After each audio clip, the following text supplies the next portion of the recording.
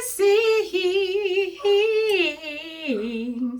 Okay, so if you guys see smoke, I am smudging.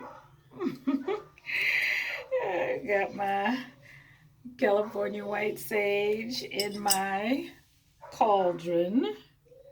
But at any rate, I am on here to speak about my locks. Yes, and I absolutely love them.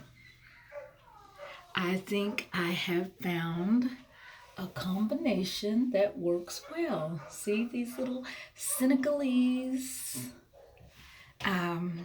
micro twists.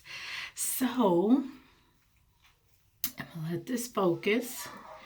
Y'all know the story that I took down my micro locks 1, 2, 3 times, and this is the fourth time, and I love it.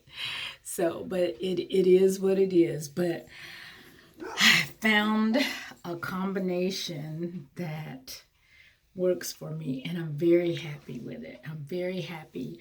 So, anyhow, I just wanted to come in, and I will come in a little bit further along.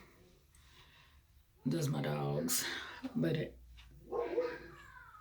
any rate, I will come in a little bit further along and show you guys how I actually install them.